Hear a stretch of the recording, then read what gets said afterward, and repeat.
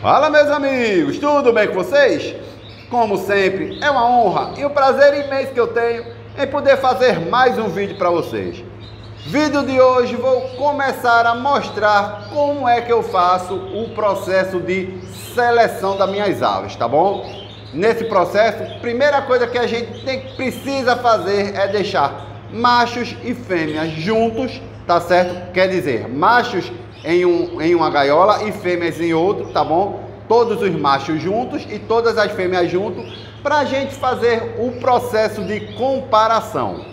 Importante demais, pessoal, esse processo de comparação, porque é nesse momento que você vai saber as aves que você vai escolher para levar para o concurso, as aves que você vai escolher para formar o seu plantel de reprodução do ano, tá certo?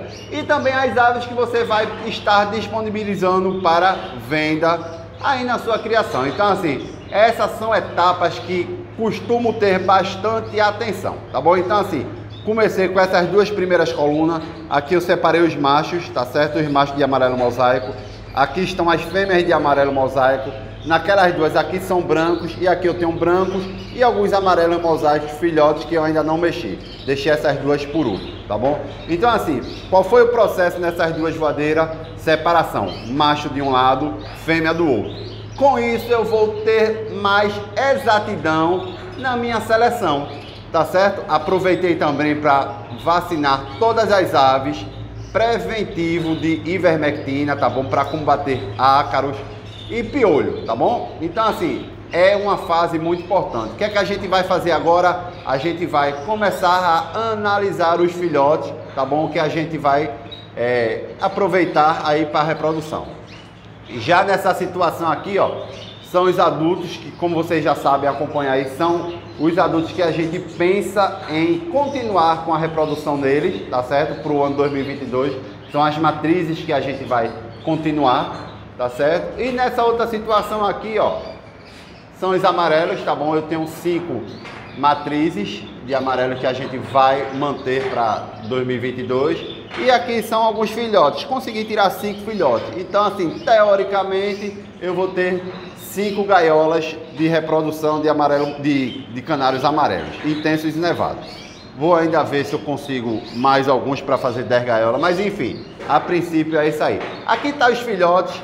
Veja que alguns filhotes ainda estão começando a fazer a muda de ninho. Então, assim, não é bom a gente mexer agora. Deixa eles encorparem mais. Deixa eles ter lá no meio de 4, 5 meses, 6 meses. Vamos estar entre 5 e 6 meses para a gente começar a separar machos e fêmeas e ver o que serve para a seleção. A mesma coisa aqui são os brancos mais recentes. E a mesma coisa aqui, alguns amarelos mosaicos que estão entre 4 e 5 meses, que eu até então não vou separar. Vou deixar tudo assim e só vou mexer nessa gaiola lá para março, tá certo? Os brancos, vou começar a trabalhar. Os brancos é um pouco mais complicado, porque a gente, para saber o que é macho e fêmea, ainda não está no ponto ideal, tá bom? Claro que a gente sabe que alguns são machos e alguns são fêmeas, porque a gente já vê cantando na voadeira, a gente já tem o olho, o tempo de criação a gente já consegue identificar o comportamento do canário, se ele é macho ou se ele é fêmea na gaiola. Então, assim, os brancos a gente precisa ter uma atenção maior para não errar, digamos assim, para não errar no sexo, tá bom? Mas vai partir da nossa seleção. Não vou fazer hoje, vou fazer semana que vem, tá certo? Aqui deixa eu mostrar para vocês os amarelos mosaicos, os machos do que eu separei, tá bom? Ainda estão em muda, tá certo, pessoal? Eles ainda estão em muda de pena. Os mais recentes, ou seja, os que nasceram primeiro, os mais antigos, aliás, os que nasceram primeiro, são nessas duas voadeiras. Eles ainda estão enxugando muda, tá bom? Ou seja, tá cheio de canhão. A gente não tem ainda como analisar o canário, se serve mesmo para concurso ou não, porque ainda vai nascer, vai estourar muitas penas, principalmente amarela, e a gente vai ter uma definição melhor, tá certo? Vocês estão vendo eles aí que eles estão bem quietinhos no puleiro, porque a gente pegou na mão de um por um, deu ivermectina nele, tá certo? Que é a vacina, como eu falei. Cortei algumas unhas que eu vi que estavam grandes. Então, assim, a gente deu um tratamento nas nossas aves. A gente precisa fazer isso, tá certo? Aqui tem algumas fêmeas. De antemão achei algumas fêmeas muito interessantes, umas fêmeas bem mascaradas. Vê que fêmea legal. é porque na câmera camufla muito, não é isso? Então assim, mas tem umas fêmeas bastante interessantes, tá bom? Eu considero a fêmea, digamos assim, um ponto-chave para você ter sucesso na formação do casal, tá bom? Claro que a gente sabe, 50% de um e 50% de outro, mas uma fêmea com qualidade, que ela acompanha a qualidade do macho, vai ajudar e muito. Então assim, preservo muito as fêmeas, eu sou muito criterioso na escolha das fêmeas, tá certo? Então assim, vídeo que eu tinha para mostrar para vocês, aproveitar aqui também, ó, para mostrar, ó, a preparação da farinhada, tá certo? Já contei a vocês como é que a gente faz.